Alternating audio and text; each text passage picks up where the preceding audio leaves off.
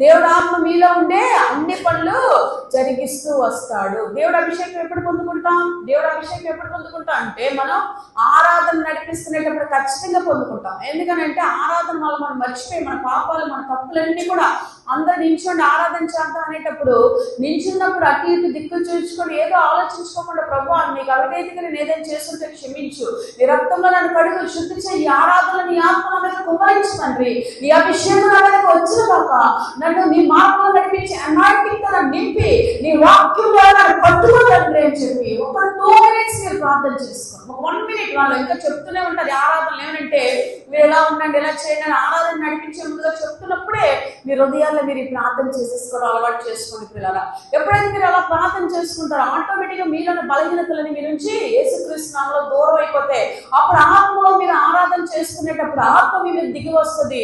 ఎప్పుడైతే ఆత్మ మీ మీద దిగి వచ్చిందో వాక్యం ద్వారా మీరు పట్టబడతారు.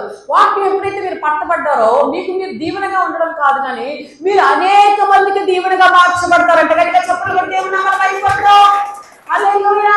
కనుక ఎప్పుడు మన జీవితం మనకు మనం బాగున్నాం అనేది కానీ మన వల్ల ఒకరు కూడా బాగుంటున్నారు అనేది కూడా చాలా ముఖ్యమైన విషయం పిల్లలు. యేసు ప్రభు ఒక్కరు పరలోకానికి వెళ్ళదు కానీ యేసు ప్రభు నమ్మిన ప్రతి ఒక్కరు ఏం చేస్తున్నాడండి, బాగుపరచాలనే ఉద్దేశంతో పరలోకానికి తీసుకువెళ్ళడానికి అవసరమైన తన రక్తాన్ని క్రయధనంగా మన కోసము విలువైన రక్తాన్ని వెలగా చెల్లించాడు పిల్లరా. అది యేసు ప్రభు యొక్క గుణలక్షణం. కాబట్టి మనం నేర్చుకోవాల్సిన విషయం ఏంటంటే ఖచ్చితంగా దేవుని ఆత్మని మనము పొందుకొని అనేక మందికి దీవెనకరంగా మనము ముందుకురాగా. గట్టిగా ఆమేన్ చెప్దాం, హల్లెలూయా చెప్దాం. అందుకే బైబిల్ వాక్యం ఏమని చెప్తుందంటే మీరు ఆల్రెడీ ఏమంటున్నాడు అక్కడ, పొందిన అభిషేకం మీరు నిలుచున్నది కాబట్టి మీరేం చేయండి ఆయన ఆత్మ మాటకు లోబడదురుగాక. అందుకే అన్నాడు చెవు గలవాడు ఆత్మ చెప్పిన మాటలు వినుగాక. వినాలి, మనం వినాలి, నష్టపోవడం. చూడండి ఒక్కటి గుర్తుపెట్టుకోండి, ఎప్పుడైనా మీరు మైండ్లో ఒక్కటే గుర్తుపెట్టుకోవాలి. ఏం పెట్టుకోవాలి తెలుసా? మనం ఏ పని చేసినా దాని ప్రతిఫలం అంటూ కనిపిస్తుంది. కనిపిస్తుందా కనిపించదా? కనిపిస్తుందా కనిపించదా? ఒప్పుకుంటారా లేదా? అవునా? ఏ పని చేస్తా, ఈవెన్ మీరు పళ్ళు ఎక్కువ తింటే బ్లడ్ ఎక్కువ చేరుతుంది. ఏమండి? పానపరాకు ఎక్కువ తింటే నా శరీరంలోనే జబ్బులు ఎక్కువ వస్తాయి. ఏమండి? తర్వాత తైనీళ్ళు ఎక్కువగా తింటే శరీరంలో అనారోగ్యాలు వస్తాయి. స్మోక్ ఎక్కువ తాగితే గుండె లివర్లు అయ్యి పాడైపోతాయి. ఇవన్నీ కామనే.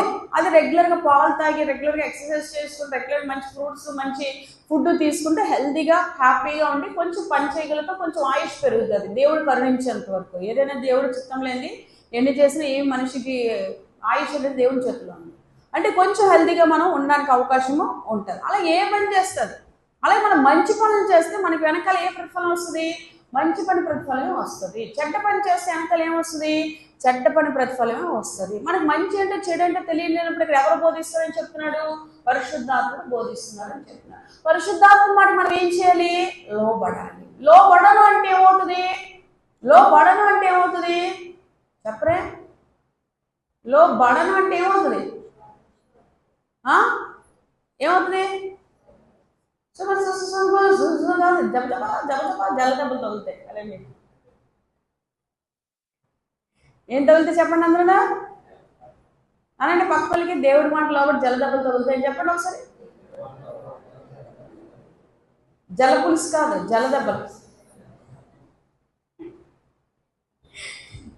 తప్పరైనా తెలియదు మీకు. ఆ దెబ్బలు ఎందుకు తింటాం అంటున్నాడు దేవుడు.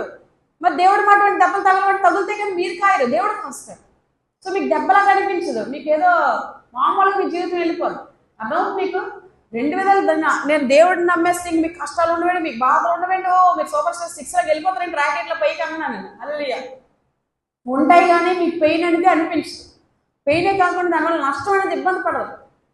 ఇతరులు లేకుండా మీరు పడ్డారనుకోండి పెయిన్ వస్తుంది, నష్టం వస్తుంది, ప్రతిఫలాలు కూడా చూసేస్తారు. అర్థమైంది మీ అందరికీ? తప్పిపోయిన కుమారుడు తండ్రి మాట విన్నంతకాలం హ్యాపీగానే ఉన్నాడు. కానీ ఎప్పుడైతే తండ్రి మాట కాదని బయటికి వెళ్ళిపోయి తన సొంత నిర్ణయానికి వెళ్ళాడో ఆ నిర్ణయం తనకి ఏ ప్రతిఫలం వచ్చింది? ఒంటరిగా విడిచిపెట్టబడే ప్రతిఫలం వచ్చింది. గట్టిగా హల్లెలూయా చెప్పండి. ఒకసారి 2 చేతులు పైకి అలా పైకి చూడండి, అలా పైకి చూడండి, హల్లెలూయా అనండి. అలాగా ఇంకా అనండి, అలాగా పైకి చూడండి, అది పైకి తిప్పండి, పైకి అలా తిప్పాలి. కలిగే అందరికీ మళ్ళీ చెప్పండి. అంటే మనకు అప్పుడప్పుడు ఇలా చేతులు రెండు పైకి అలా ఎలా ఎలా ఎలా